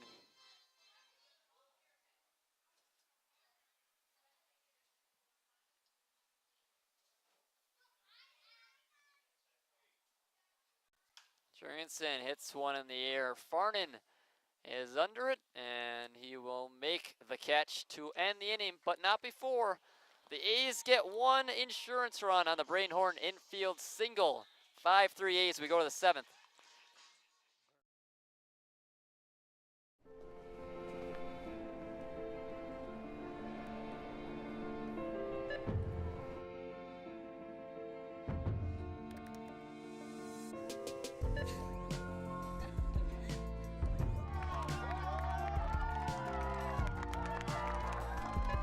Whenever you shop Meijer, you help support programs like Boys and Girls Clubs and Girls Who Code that show kids they can dream anything and do even more.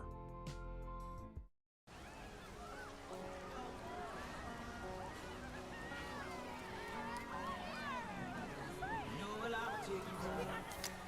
Cold beer on a Friday night. A pair of jeans that fit just right. And the radio.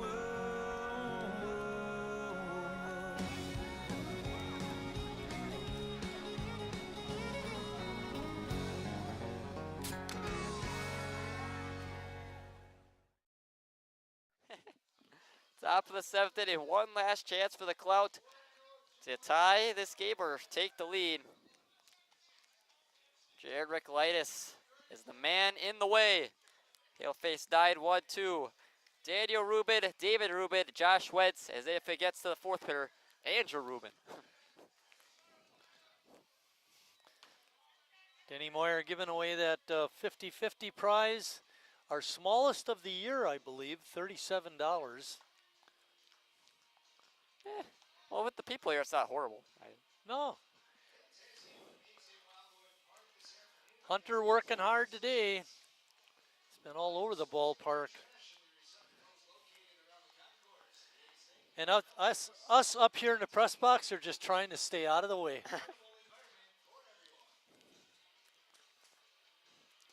Ruben, he's 0 for 2 with 2 strikeouts, 1 swinging, 1 looking.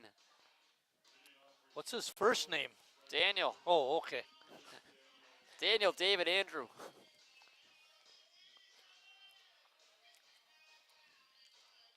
Daniel is the right fielder. David the shortstop and Andrew the third baseman.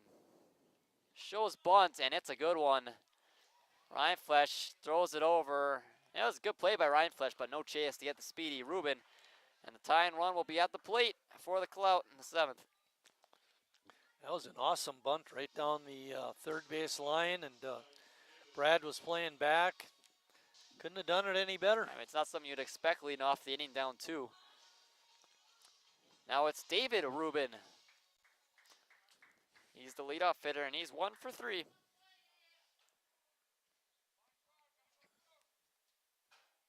Pitch is fouled straight back by Rubin. Ninth hit given up by Rec.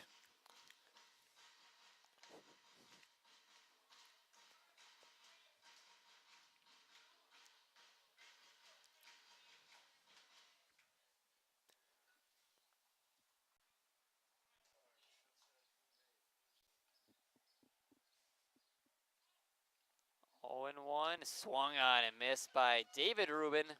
That looked like a ball. Way outside at Rubin chase. Let's see if he goes back out there on the 0-2 pitch.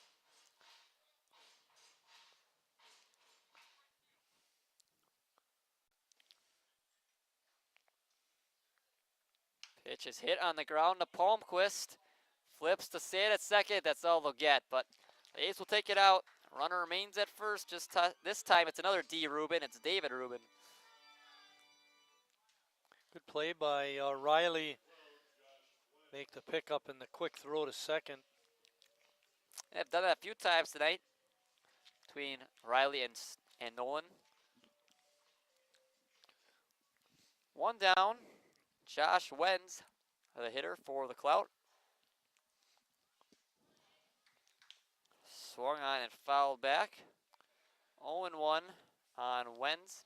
You know, Wentz hasn't done much today, but you got to pay attention to him. He's batted third in the first game, and he's batting second in this game, so you know he can hit. Don't want to get careless.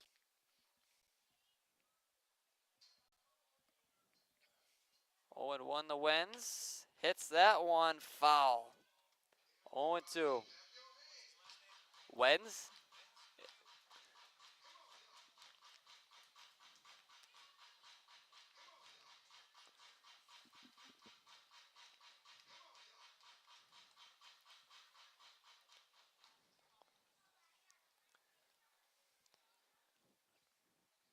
Oh, and 2 now. Pops that one in the air. Palmquist is under it, barely has to move, and he makes the catch for the second out. Alrighty. Guess what? It's another Rubin. The third and fourth batters, 9, 1, and 3, are where the Rubins are situated. 2 men out. Andrew Rubin, he's 0 for 3 today. Arclitus looking to put an end to this game and give the A's a split with the Clout. Pitch in there for a strike. Great one there by Arclitus.